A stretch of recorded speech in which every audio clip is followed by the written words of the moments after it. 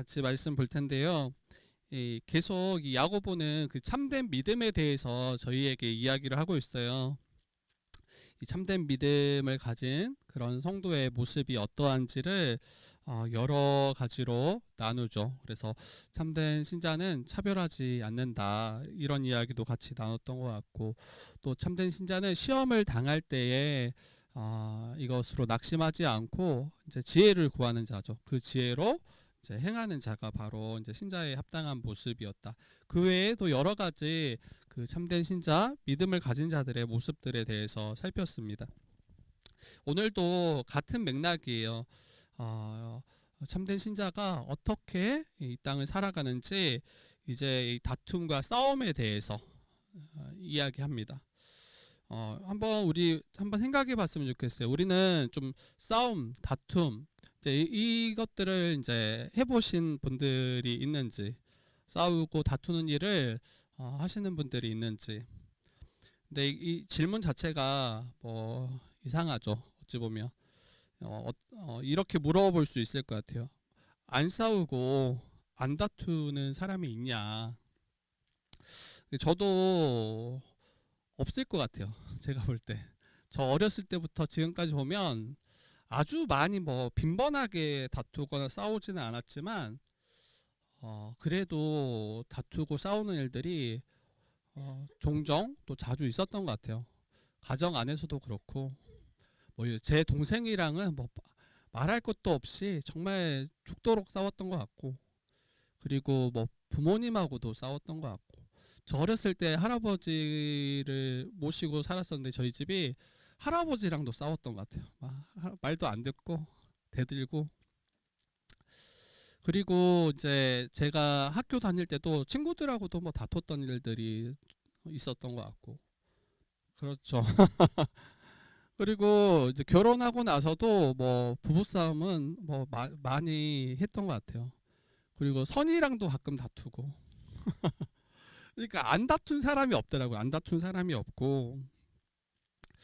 그리고 지나왔던 시간들을 돌아보면 진짜 많이 다투었구나, 많이 싸웠구나 라는 생각이 들어요.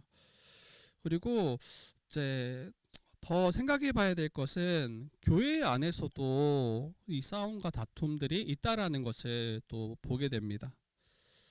지나왔던 교회들을 볼 때 크고 작은 다툼들이 늘상 있어 왔던 것 같아요. 여러 가지 오해들로 또 자기를 주장하기 위해서 이 다툼들, 싸움들이 있어 왔습니다. 이 야고보가 지금 너희 중에 싸움이 어디로부터, 다툼이 어디로부터 나느냐 할 때, 이 너희가 세상 사람들을 가리키는 게 아니죠. 여기서 너희는 이 하나님의 백성된 예수 그리스도를 믿는 신자들을 향해서 너희 중에라고 이야기하는 거예요. 지금 야고보가 볼 때 지금 믿는 신자라고 하는 이들 가운데 이 싸움과 다툼이 있음을 이야기하고 있습니다. 이게 좀 이상하다라고 생각이 들어요.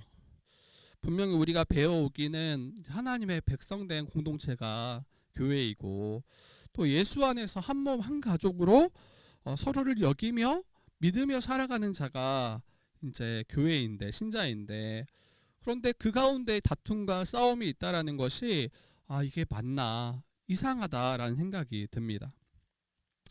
근데 이미 저희가 살폈듯이 저희가 살아가는 이 세상은 이미와 아직이에요.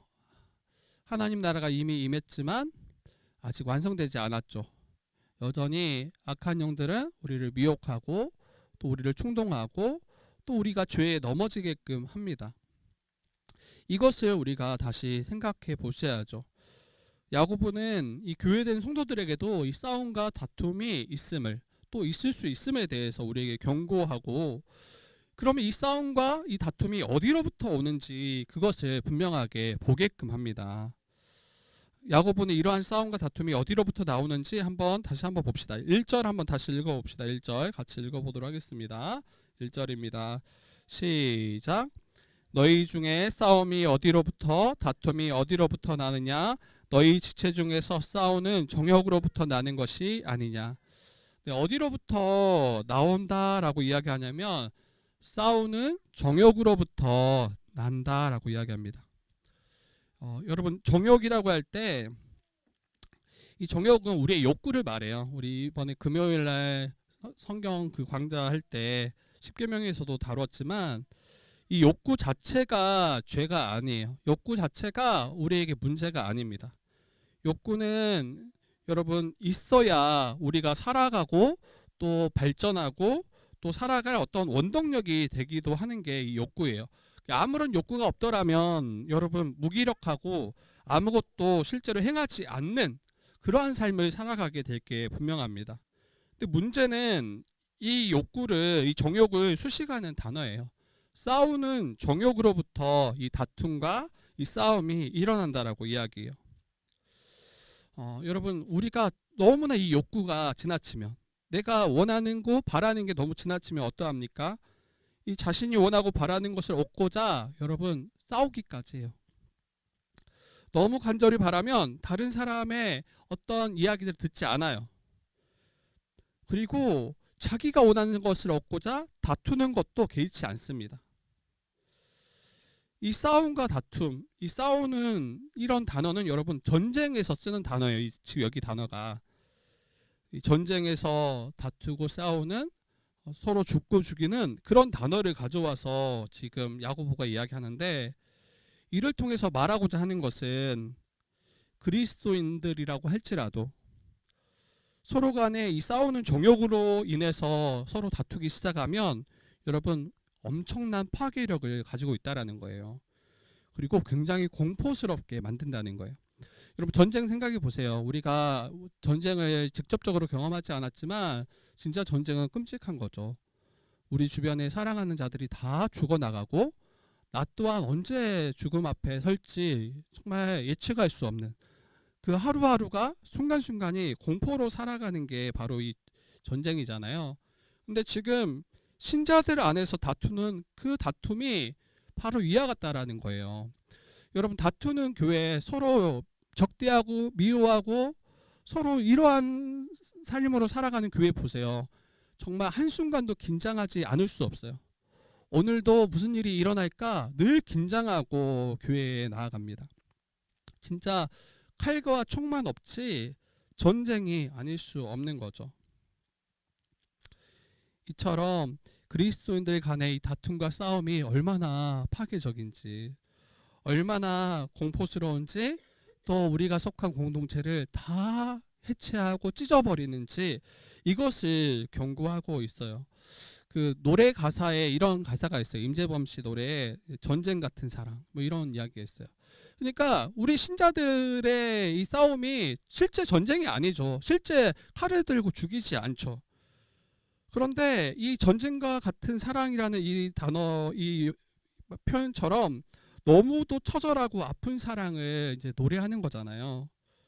근데 이처럼 신자들이 이 싸우는 정욕으로 서로를 향해서 싸울 때, 다툴 때 이게 얼마나 우리를 고통케 하는지를 우리는 기억하셔야 돼요. 그러니까 여러분 다툼과 싸움이 있는 것을 이걸 자연스럽게 보지 마시고 그것을 괜찮다 여기지 마시고 이게 자기 자신을 지옥 불에 던지는 거예요. 그리고 다른 이들을 지옥 불에 함께 던지는 일이 됩니다. 그리고 이 싸우는 정욕을 조금 더 생각해 보면 여러분 자기 의가 기반되어 있어요. 이 싸우는 정욕은 싸움이 날 때 항상 전제되는 생각이 있어요. 싸움이 일어날 때, 다툼이 일어날 때 항상 가지고 있는 생각이 있는데 나는 옳다라는 거예요. 그리고 상대는 잘못됐다라고 여깁니다. 그때 싸움이 일어나요. 다툼이 일어나요. 이러한 생각이 강하면 강할수록 싸움과 다툼은 더 빈번히 자주 그리고 지속적으로 일어나게 될 거예요. 어떤 이들은 이러한 싸움을 외적으로 드러내지 않아요. 실제로 고성을 지르며 멱살을 잡고 욕하고 이러지 않죠. 근데 전 교회에서 그런 것도 자주 봤어요, 예전에. 그래서 근데 일반적으로는 그러지 않습니다. 일반적으로는. 그런데 싸움과 다툼 이렇게 외적으로 드러내놓고 싸우지 않는다고 해서 괜찮은 게 아니죠. 늘상 마음으로 상대를 향해서 적대감을 가지고 시기하고 미워하고 그러한들 하면 여러분 어떻게 되겠습니까? 막 언제 터질지 모르는 시한폭탄이 지금 돌아가고 있는 거예요. 여러분 우리 자신을 한번 보세요. 한번 나는 혹시 너무 자주 마음이 상하지는 않는지, 또 누군가를 향해서 소원하거나 또 이로 인해서 다툼의 자리 가운데 또 싸움의 자리 가운데 거하고 있는 그러한 나를 자주 보는 분들이 혹 있더라면 잘 점검하셔야 돼요. 내 이면에 내 마음에 이 싸우는 정욕이 자리 잡고 있을 가능성이 큽니다. 다시 이야기하면 싸워서라도 내가 원하는 바를 이루어야 되는 거예요. 싸워서라도 내 욕심을 이루어야 되는 거예요. 싸워서라도 내 뜻을 이루겠다. 이게 지금 싸우는 정욕의 모습이에요. 그리고 그 욕심은 여러분 다양하게 나와요. 아주 막 비상식적이거나 아주 뭐 이상한 그런 게 아니라 어떤 사람들은 자기의 명예를 위해서, 또 어떤 사람들은 자기의 어떤 그럴듯한 것들을 위해서 이 욕심을 냅니다. 예를 들면 이런 거예요. 목회자도 설교에 대한 욕심이 있어요. 저도 설교를 잘 준비하고 잘 하려고 하는 그 욕심이 있어요. 이 자체가 나쁘지 않죠. 그런데 이것이 나의 명예와 나의 안위와 나의 성공을 위한 이 욕심이 된다라면, 누군가 나의 설교를 인정하지 않고 받지 않고 무시한다라면 여러분 아마 대번 싸우게 될 거예요. 대번 부딪히게 될 거예요. 제가 한책사 간사로 사역할 때 간사들끼리 계속 매주마다 모여서 성경을 연구하거든요. 근데 제가 이 학년이 어렸을 때, 그러니까 저학년 간사일 때 GBS를 하면 가끔 다툴 때가 있어요. 간사님들이랑. 근데 그게 어떠한 일이냐면 성경을 해석할 때 자기가 보는 관점이, 자기가 해석하는 그 논리가 더 옳다라고 여길 때예요. 그런데 문제는 상대도 자기만의 논리에 또 자기가 옳다라고 확신할 때, 그때 여러분 계속 이제 말을 주고받고 때로는 논쟁을 하면서 이제 가져가죠. 근데 논쟁하는 걸 통해서 여러분 자라가는 게 있어요. 더 자기의 논리를 날카롭게 해서 상대를 설득해내는가, 이게 중요한 지점이긴 해요. 근데 문제는 전혀 물러서지 않는다는 거예요. 해석이 갈릴 때 끝까지 자기의 주장을 이제 붙잡고, 그리고 이를 통해서 받아들여지지 않을 때 마음이 상한다는 거예요. 서로 마음이 상하고 때로는 다투고. 저 한 번 있었던 것 같아요. 너무 마음이 상해가지고 한 2, 3주 그 간사님이 내가 이야기를 안 했어요. 마음이 너무 상해가지고.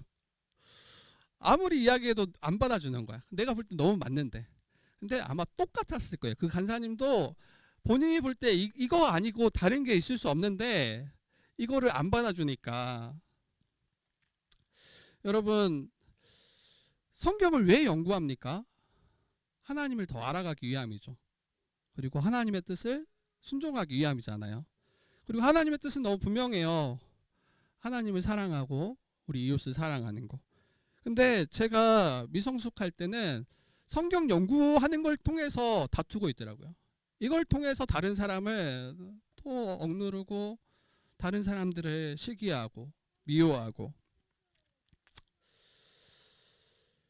이처럼 싸우는 정욕이 우리 안에 자리하고 이것들이 움직일 때 다툼과 싸움으로 나아가게 됩니다. 성경 연구가 왜 나쁘겠어요? 그게 우리가 마땅히 신자들이 힘써야 될 일이잖아요. 근데 그 일조차도 사단이 쓸 수 있는 정욕의 도구가 돼버린다는 거예요. 저는 우리 안에 분명 선한 일을 위해서 우리가 애쓴다라고 생각해요. 교회 안에서 여러 가지의 봉사 섬김들이 있잖아요. 예배팀을 섬기고 또 교사로 섬기고 식사로 섬기고 또 회계로 섬기고 여러 가지 우리의 섬김의 모습들이 있어요. 이 일 자체는 선한 일이에요. 선한 일이에요. 근데 그 일을 통해서 자기의 욕심을 구하고 자기의 뜻을 구하고 자기의 정욕을 따라 행하게 된다면 여러분 그 일이 교회 안에서 다툼과 싸움을 만들어낼 수 있다는 것을 기억하셔야 돼요. 그래서 우리는 혹시 다툼과 싸움이 내 삶 가운데 빈번히 일어나고 있더라면, 내가 그 일의 중심에 있더라면 여러분 우리 자신을 한번 다시 돌아보셔야 돼요. 물론 상대도 함께 이 일에 함께 있는 이들도 자기 자신을 돌아봐야 되겠죠. 근데 일반적으로 싸우는 정욕을 가진 우리의 특징은 자기 자신에게 이 일을 살피지 않습니다. 그리고 항상 상대에게 이 책임을 전가하고 그가 문제가 있다, 그가 그릇되다라고 여긴다라는 것을 우리가 보셔야 됩니다. 여러분, 이러한 싸움으로, 이런 싸우는 정욕으로 행할 때 결과는 2절이에요. 욕심을 내어도 얻지 못합니다. 살인하며 시기하여도 능히 취하지 못합니다. 분명히 얻는 것처럼 보여요. 이렇게 싸워서 싸우는 정욕들을 행할 때 이기고 얻는 것처럼, 취하는 것처럼 보이는데 실제로는 여러분 다 잃어버린 것과 같아요. 제가 아까 이야기했잖아요. 성경을 연구할 때 간사님은 제가 이길 수 있어요. 제가 더 고집을 부릴 수 있죠. 근데 그러면 이게 이긴 거냐고요? 아니죠. 도리어 진 거죠. 도리어 그 말씀에 불순종한 거죠. 욕심을 내는 것처럼 보이지만, 얻는 것처럼 보이지만, 그리고 다투기까지, 다른 상대를 죽이기까지 하여도 여러분 능히 얻지 못합니다. 그리고 도리어 다투고 싸움으로 나가게 되죠. 이게 악순환인 것 같아요. 악순환이에요. 욕심이 있으면 이걸 얻고자 다투죠. 싸우죠. 그리고 다투고 싸울 때 더 이제 하나님의 뜻을 불순종하고 자기를 위하는 그런 모습으로 계속해서 이 악순환으로 이어져 갑니다.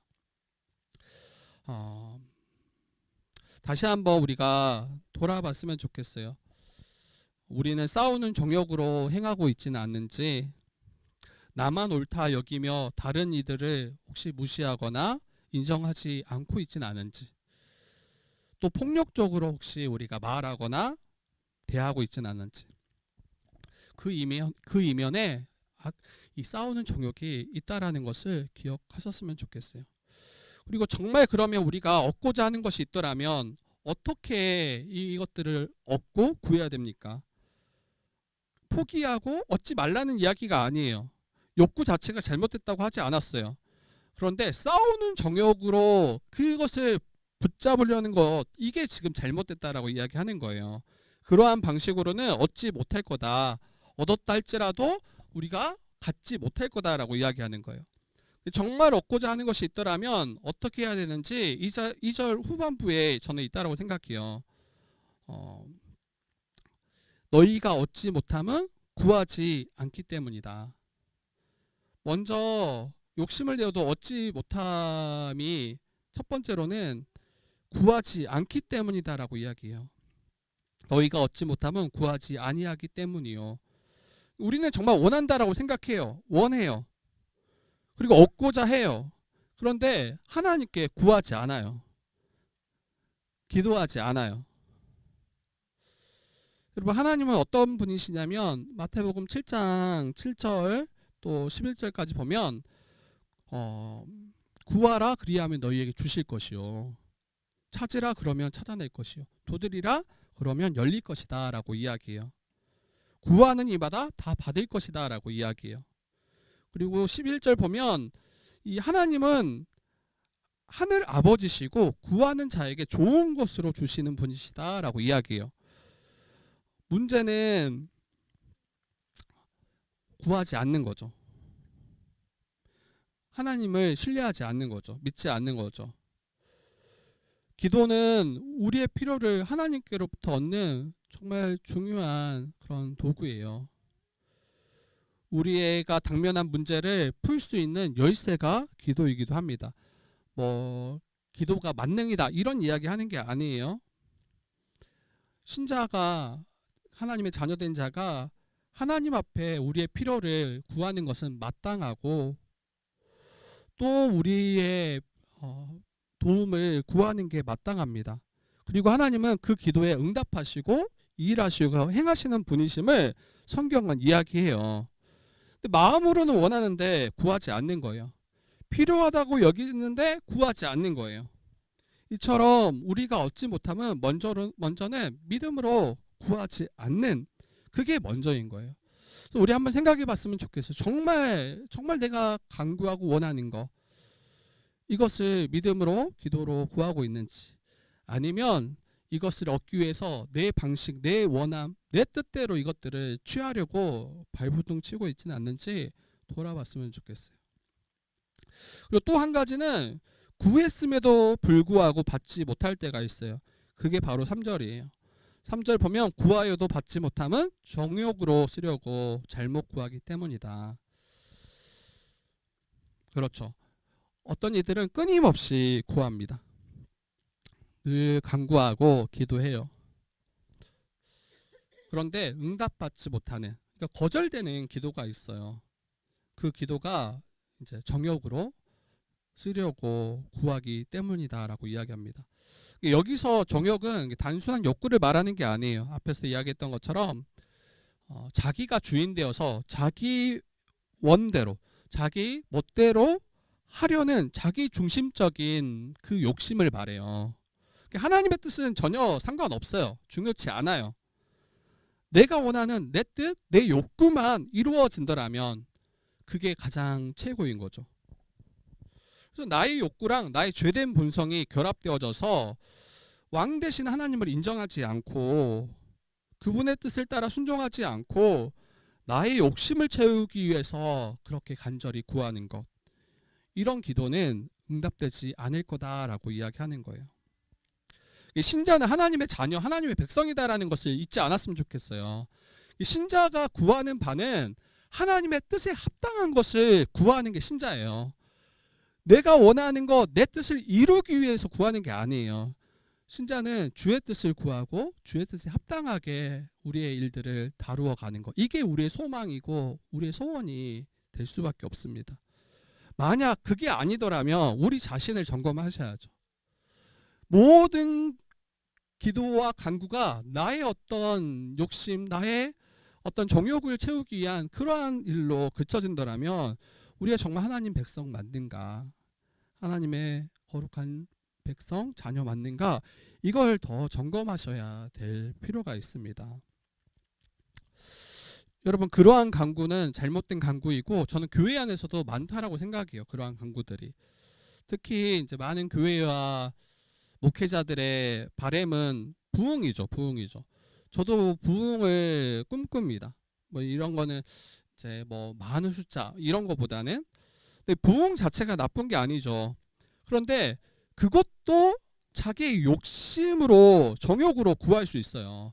이게 무엇을 구하는가가 중요한 게 아니라 그것을 구하는 그 사람의 마음, 그 사람의 상태가 중요합니다. 많은 이들은 교회가 커지는 것이 하나님의 영광 받으시는 일이라고 생각해요. 그리고 그러한 교회 목회자는 하나님께 인정받은 신실한 일꾼이라고 생각합니다. 그런데 그 이면에 그 목회자 또 그 교회에 여러분 정말 정욕이 숨을 수 있는 거예요. 숨어 있을 가능성이 있습니다. 그 일이 자신의 성공과 연결되어져 있고, 그렇게 될 때 더 높임 받을 것이고, 그렇게 될 때 더 많은 부를 얻을 것이며 더 편안한 삶을 살게 너무 분명해요. 교회가 커졌을 때. 여러분, 근데 얼마나 많은 교회가 그러한 부흥들을 꿈꿀까요? 근데 그러한 기도들, 많은 기도가 대부분 응답되지 않죠. 만약에 그런 식으로 응답되었더라면 저는 아주 탐욕에 정말 찌든 그 교회의 실체가 다 드러날 수밖에 없었겠다라는 생각이 들어요. 그리고 여러분, 도리어 그러한 간구를 응답되었다 할지라도, 만약에 정욕으로 구하는 그러한 기도가, 간구가 응답되어졌다 할지라도 여러분, 그게 복이 아니죠. 도리어 망하는 거예요. 망하는 거예요. 하나님의 뜻을 구하지 않고 자기 욕심을 구하는 그 일들이 이루어진다고 생각해봐요. 얼마나 더 높아질까요? 얼마나 더 교만해질까요?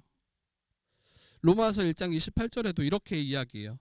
그들이 마음에 하나님 두기를 싫어하며 하나님께서 그들을 그 상실한 마음에 버려두셨더라. 여러분, 그러니까 우리가 원하는 게 다 이루어지고 또 응답되어지는 게 이게 복이 아니에요. 우리가 준비되어지지 않고 우리가 하나님의 뜻에 합하게 서지 않고 내 욕심대로 구하는 게 얼마나 많은 것들을 더 혼란케 하고 어지럽히며 다른 이들을 고통케 할 것인지 여러분 이것을 잊지 말았으면 좋겠어요. 저는 요즘에 이제 계엄령과 또 어제 아마 탄핵이 이제 가결됐죠. 물론 이제 헌법 이 재판소에서 이제 이것들을 다시 이제 판결하겠지만 저는 뭐 저희 정치 어떤 것보다 너무 이제 정치를 안 하신 분이라 이런 일이 일어났겠다 싶어요. 정말 초보 정치인이죠. 검사로서는 경력이 많지만 근데 이러한 모습이 정말 이제 운전면허 따자마자 약간 이 F1 레이싱을 지금 뛰는 모습처럼 보이더라고요. F1 그 레이싱 보면 여러분 평균 한 3, 400km를 달려요. 굉장히 빠른 속도로 이제 트랙을 도는데 엄청나게 숙련되고 엄청나게 훈련 받지 않으면 그 경기에 나갈 수가 없어요. 그런데 이제 지금 이 대통령은 그냥 이제 막 운전면허 땄는데 그 F1 경기에 출전한 것과 크게 다르지 않은 것처럼 보이더라고요. 자신의 생명뿐 아니라 다른 이들의 생명까지도 위협하죠. 그렇게 3, 400km로 싱싱 달리는데 혼자 뭐 80, 90 이렇게 달리면 이제 큰일 나는 거죠. 잘 준비되어졌어야 될 필요가 있었을 것 같아요. 국정을 어떻게 운영해야 되는지, 어떻게 국민들을 정말 살기 편하게 그들의 삶을 위해서 어떻게 행해야 될지 분명히 정리되어지고 이것들을 고민하고 또 자신만의 철학들을 구축했어야 되는데 그러한 과정들이 다 빠져 있었던 거죠. 제가 이야기하고 싶은 것은 혹 우리가 원하는 건 다 높아지는 거잖아요. 다 가장 정점에 오르는 게 아마 우리 안에 그런 욕심이 있을 수 있죠. 그런데 준비되어지지 않은 채 그러한 자리들이 또 그러한 우리의 원함들이 이루어질 때 여러분 그게 복이 아니에요. 그게 도리어 우리를 망하게 하는 길이 되기도 합니다.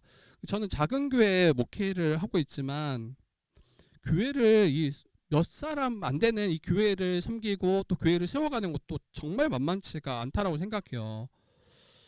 그런데 하물며 이 큰 나라를 운영하고 다스리고 또 살펴가는 게 얼마나 큰 일일지 다시 생각해 보게 됩니다. 그래서 아무리 구한다 할지라도 여러분 정욕으로 쓰려고 잘못 구한다라면 이것은 응답받지 않는 게 도리어 복입니다. 혹 응답됐더라도 여러분 그건 결코 우리를 복되게 하지 못하겠죠. 그래서 다 이루어졌다라고 다 좋은 게 아니에요. 저희는 이제 개척 4년 차잖아요. 저는 이 기도 제목 이번 기도 편지를 계속 이제 어제까지 썼거든요. 우리 이제 주변에 있는 동역자들에게 나누고 교회들에게 나누려고. 그런데 그 글을 쓰면서 또 제가 작성하면서 이 4년이라는 이 장소에서 4년이라는 게 이게 정말 우리에게 꼭 필요한 시간이었구나. 정말 이게 은혜였구나라는 생각을 하게 돼요. 정말 예배에 더 집중할 수 있었던 것 같고 어떤 외적인 것에 우리가 크게 집중하지 않았죠. 물론 우리가 기도하고 준비했지만 정말 우리가 집중해야 될 서로에게 집중하고 또 예배에 집중하고 또 함께 교제하는 일에 집중하고 이런 과정들이 있기에 나중에 장소를 구하여 나갈 때도 이게 크게 흔들리지 않겠다라는 생각이 들어요. 근데 만약에 우리에게 화려하고 또 우리에게 과분한 그러한 자리들이 먼저 주어졌더라면 아마 우리가 이런 부분들을 놓치고 나아가지 않았을까라는 생각이 들었습니다. 그래서 다시 한번 좀 돌아와 봅시다. 나는 정욕으로 구하며 이것을 바라고 이것들을 얻고자 싸우기까지 하고 있지는 않은지 또 성도의 교제를 다 망가뜨리고 있지는 않은지 내 욕심 때문에 이것을 한번 돌아보셨으면 좋겠어요. 그리고 정욕으로 구하는 자들의 특징을 뒤에서 이제 몇 가지로 이야기하는데 이 4절을 보면 가늠한 여인들아라고 야고보가 이야기해요. 여러분 이 가늠한 여인들아 할 때 지금 교회를 향해서 말하는 거예요. 교회를 향해서. 실제로 가늠한 여인 그걸 말하는 게 아니라 뒤에 이어서 나오는 그 말씀 보면 어때요? 가늠한 여인들아 세상과 벗된 것이 하나님과 원수됨을 알지 못하느냐.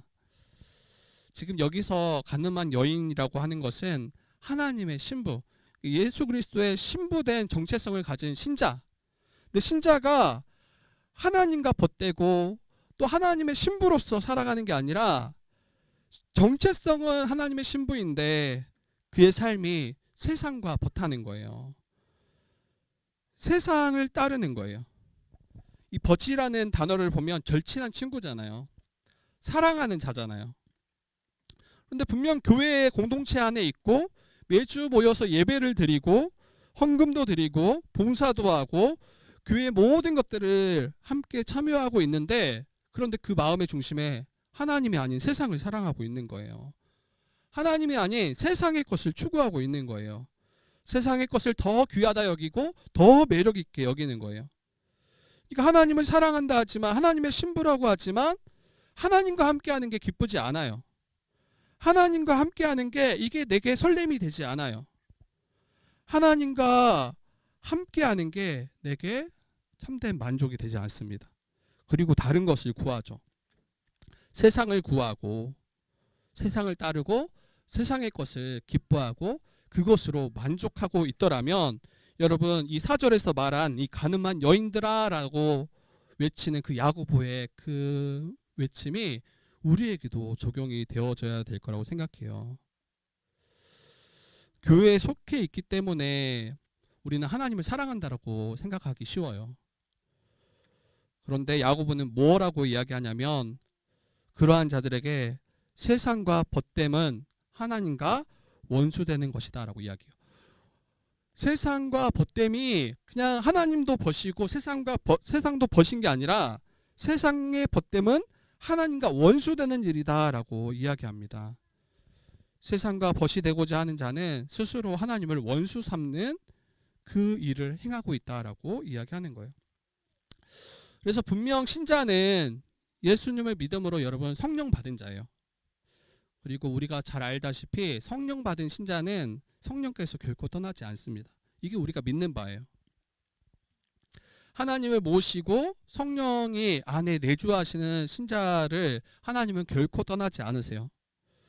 그럼에도 불구하고 여러분 신자가 이 땅을 살아갈 때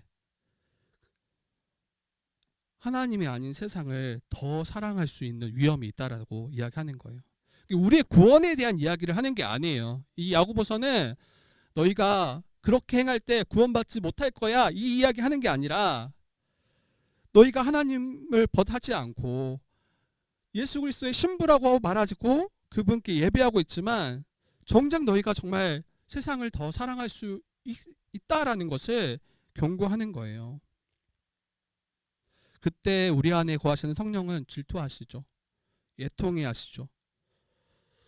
생각해 보세요. 여러분들이 연애하거나 또 여러분들이 혹시 배우자가 있더라면 분명히 내 아내 맞아.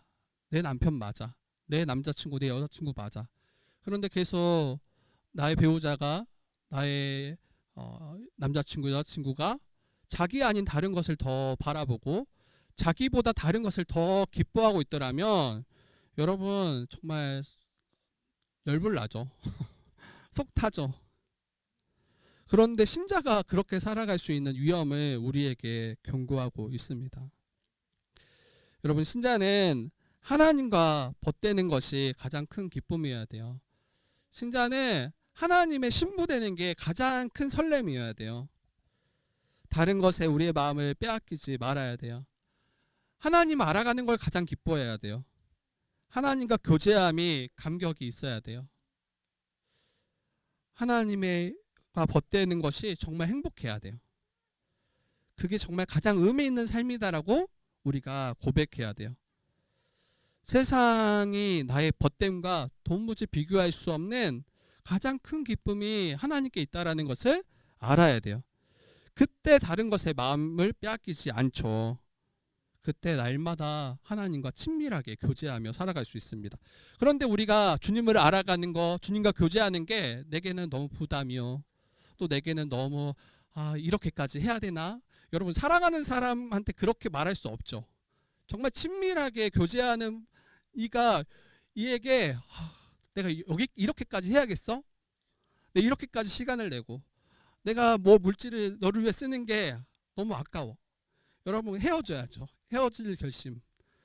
그런데 이게 두 가지가 같이 가는 거예요. 마음으로는 계속 시간도 아깝고 뭐 하는 것도 다 아까운데 하지 않을 수 없는 그러한 어떤 상황 가운데 있더라면 먼저는 믿음을 점검해야 되겠지만 정말 여러분들 우리가 믿음이 있다라고 여긴다라면 여러분 돌이키셔야 돼요. 돌이키셔야 돼요. 그리고 여러분 정욕으로 행하는 자의 특징은 교만이에요. 교만. 앞에서 첫 번째는 세상과 벗대는 걸 더 기뻐한다라면 두 번째로는 정욕으로 행하는 자는 교만합니다. 앞에서 말했듯이 싸움과 다툼이 어디서 온다고 했냐면 싸우는 정욕으로부터 온다라고 했어요. 그러한 이들은 자신만 옳다라고 여겨요. 다른 이들을 무시하고 자기를 높이는 일만 행합니다. 그리고 다른 이들의 말에 귀 기울이지 않죠. 그리고 더 나아가서 하나님의 말씀에도 귀 기울이지 않아요. 이게 교만한 모습인 거예요. 자기가 옳고 자기가 너무 확신할 때 다른 사람들의 말에도 또 하나님의 말씀에도 귀 기울이지 않는 것, 그게 이미 이제 교만한 모습인 거예요. 근데 하나님이 가장 싫어하시는 게 교만이에요. 성경 곳곳에서 하나님이 이 교만을 얼마나 싫어하시는지 우리에게 말씀하세요.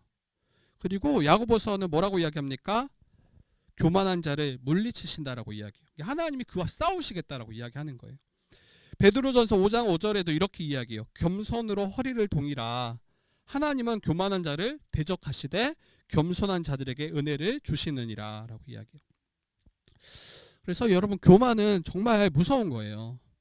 교만은 패망의 선봉이다라고 잠언에서도 이야기하죠. 그리고 교만한 자들은 하나님보다 자기를 더 높여요. 그러니까 하나님 말씀을 안 듣는 거예요. 하나님 뜻보다 하나님 말씀보다 자기가 더 옳고 자기가 더 맞다라고 여기는 거예요.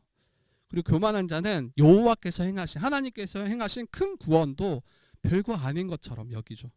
잊어버리죠. 자신이 잘난 거예요. 자신이 잘해서 여기까지 왔다라고 생각하는 거예요. 교만한 자들은 자신을 하나님 자리까지 높이고 하나님과 같이 행세하며 또 자기를 그렇게 뽐내고 자랑하죠. 인류 첫사람 아담과 하와가 넘어진 자리도 교만이에요. 물론 불순종이지만 이 교만 때문에 불순종까지 나아갔다라고 보시면 돼요. 하나님의 자리를 탐하고 자기의 자리에 만족하지 않죠. 하나님이 되고자 했던 그 교만으로 인해서 여러분 죄에 넘어진 겁니다. 그리고 교만을 왜 이렇게 우리가 경계해야 되냐면 여러분 인간을 타락하게 하는 주범이기 때문이에요. 다시 이야기하지만 교만은 자기 중심적이에요. 자기밖에 몰라요. 그리고 자기가 항상 옳다라고 여겨요. 그러다 보니까 다른 이들을 다 적으로 돌려 세우고 또 내 뜻에 맞지 않으면 언제든지 이제 뒤에 엎어버리죠. 싸우죠. 다투죠. 그런데 여러분 신자의 합당한 모습은 참된 믿음을 가진 자의 합당한 태도와 자세는 여러분 교만이 아니라 겸손이다라고 이야기해요. 예수 그리스도를 믿음으로 우리가 구원받는 거잖아요. 그러니까 우리로서 한 게 없어요. 예수를 믿음으로만, 그 믿음도 우리의 행위가 아니죠. 은혜로 우리가 구원받고 그 은혜로 말미암아 새로운 존재로 우리가 다시 태어난 거잖아요. 그게 중생이잖아요. 그럴 때 그때 새롭게 되어진 존재가 어떻게 빚어지냐면 여러분 겸손으로 빚어져요. 교만은 자기가 행했다, 나로 인해서 이게 자기의의 모습이라면 여러분 겸손은 나로서는 할 수 없습니다. 오직 하나님만이, 오직 예수 그리스도의 그 십자가만이 나를 온전케 하고 나를 복되게 합니다. 이것을 온전히 고백하는 태도가 겸손이에요. 그래서 하나님은 여러분 겸손한 자를 어떻게 대하시냐면 겸손한 자에게 은혜를 주신다. 6절에 이렇게 이야기하죠. 겸손한 자에게 은혜를 주신다. 아까 베드로전서 5장 5절에도 겸손한 자들에게 은혜를 주신다라고 명하세요. 은혜는 값없이 주시는 하나님의 이 호의죠. 친절이죠. 복이죠. 근데 왜 겸손한 자들에게 은혜를 베푸시냐면, 다시 이야기하지만 겸손은 나로서는 할 수 없다라고 고백하는 거기 때문이에요. 나로서는 구원함을 얻을 수 없음을 인정하고 오직 삼위 하나님만이 나의 소망이고 나의 힘이고 나의 생명 되심을 고백하는 태도이기 때문이에요. 그렇기 때문에 겸손한 자에게 하나님은 은혜를 베푸시지 않을 수 없는 거죠. 그리고 겸손한 자는 지체들의 말에 귀 기울이죠. 겸손한 자는 하나님의 말씀에 귀 기울입니다. 그래서 싸우는 정욕을 따라 행하는 자는 다툼과 싸움을 만들어낼 수밖에 없지만, 겸손한 자는 하나님의 뜻을 구하고 하나님께 복종하고, 그리고 나보다 다른 일을 더 높이고 낮게 여기는 게 겸손의 모습입니다. 그리고 하나님께 그러한 자는, 겸손히 행하는 자는 복종할 수 있어요. 그리고 하나님께 가까이 갈 수 있습니다. 여러분, 우리는 어떻게 이 다툼과 싸움이 아니라 화평으로 나아갈 수 있는가? 여러분, 답은 8절에 있습니다. 8절. 우리 8절 한번 같이 읽어봅시다. 8절입니다. 시작. 하나님을 가까이 하라. 그리하면 너희를 가까이 하시리라. 죄인들아 손을 깨끗이 하라. 두 마음을 품은 자들아 마음을 성결하게 하라. 여러분, 어떻게 우리가 다툼과 싸움이 아니라 화평으로 나아갈 수 있는지, 여러분, 신자는 계속해서 하나님과 가까이 해야 돼요. 하나님을 계속 알아가야 돼요. 하나님과 늘 교제해야 돼요. 그래서 말씀을 보는 거예요. 그래서 기도하시는 거예요. 하나님과 친밀한 교제를 나누셔야 돼요. 여러분, 하나님과 친밀하지 않을 때 어떤 일이 일어나냐면 마귀와 친밀하게 돼요. 세상과 친밀하게 돼요. 세상과 벗하게 돼요. 그러면 하나님은 저 멀리 계시겠죠. 본래 우리는 하나님께 가까이 할 수 없었던 자들이에요. 하나님과 친밀하게 교제할 수 없었던 자들이에요. 아담과 하와의 그 범죄 때문에 완전히 하나님과 분리되고 하나님의 그 영광에서 떨어져 나갔던 자가 바로 우리였죠. 그리고 하나님의 임재를 느꼈을 때 모든 자들은 다 죽음을 직감했던 게 구약 성경이에요. 그런데 예수 그리스도가 오셔서 우리를 대신해서 십자가를 지심으로 우리의 죄를 해결하시고, 또 우리가 하나님께 나아가서 교제할 수 있도록 우리의 화평이 되어 주셨다라고 성경은 이야기합니다. 그래서 예수 안에서 이제 한 몸 한 가족으로서 하나님께 나아가는 거예요. 한 성령 안에서 하나님께 나아가 하나님과 친밀하게 교제할 뿐 아니라 예수 안에서 한 몸 된 성도 지체들이 이제는 싸움과 다툼이 아니라 서로를 사랑함으로, 서로를 화평함으로 서로를 관계 맺을 수 있는 존재, 그게 바로 여러분 교회인 거예요. 그래서 자기의 어떤 욕심, 자기의 정욕을 주장하지 않고 도리어 겸손하게 나의 것을 내어주고 도리어 나보다 남을 낮게 여기는 존재가 바로 교회입니다. 그리고 실제로 어떻게 행해야 되는가 할 때 여러분의 손을 깨끗이 하셔야 돼요. 손을 깨끗게 하라는 것은 죄에 물들지 말라는 거예요. 악으로 달려가지 말라는 거예요. 우리의 손을 깨끗이 해서 외적으로도 하나님이 기뻐하시는 행위를 하고, 또 마음으로도 하나님을 온전히 바라고 소망하는 것. 그리고 뒤에 두 마음을 품은 자들아 마음을 성결하게 하라. 우리의 외적인 삶도 깨끗하게 할 뿐 아니라 우리의 마음을 깨끗하게 해서 두 마음이 아니라 한 마음으로 하나님을 향하셔야죠. 이 두 마음은 앞에서 말했던 것과 똑같은 거예요. 하나님과 세상을 겸해서 섬기는 거예요. 하나님과 물질을 겸해서 섬기는 거예요. 세상과 벗할 뿐 아니라 하나님과 벗하는 거, 이게 지금 두 마음을 품는 모습인 거예요. 근데 야고보는 분명히 말해요. 이것이 합당하지 않다, 불가능하다. 그리고 앞에 우리 살폈을 때 말에 대해서 이야기하잖아요. 한 입에서 찬송과 저주가 나오는 게 합당하지 않다라고 이야기하잖아요. 똑같아요. 하나님을 가까이 하시든지 여러분 세상을 가까이 하시든지 둘 중에 하나만 하셔야 돼요. 물론 힘들어요. 물론 어려워요. 그게 믿음의 선한 싸움이에요. 그런데 이것을 둘 다 괜찮다라고 여기는 게 이게 더 위험한 거라고 생각됩니다. 여러분, 죄에 대해서 슬퍼하고 애통하고 우셔야 돼요. 정말 의에 대해서 갈급하셔야 돼요. 우리가 세상을 기뻐하는 것을 도리어 우리의 죄에 대해서 애통하는 것으로 바꿔내셔야 되고, 세상을 향해서 즐거워하는 것을 정말 우리의 죄에 대하여 근심으로 바꿔내셔야 돼요. 그때 참된 기쁨이 우리에게 임해요. 하나님으로 인해서 참된 기뻐하고 하나님이 허락하신 그 복으로 기뻐합니다. 그리고 여러분, 겸손한 것은 낮아지는 거잖아요. 근데 10절에 뭐라고 이야기합니까? 주 앞에서 낮추라, 그리하면 주께서 너희를 높이실 것이다 라고 이야기합니다. 다시 전에도 이야기했지만 이스라엘 백성은 하나님을 한 번도 떠난 적이 없어요. 그들은 늘상 예배해왔고 늘상 종교적인 삶을 살아왔어요. 그런데 이스라엘 백성들은 늘 이방신과 세상을 겸하여 섬겼던 자들이 또 이스라엘 백성이었어요.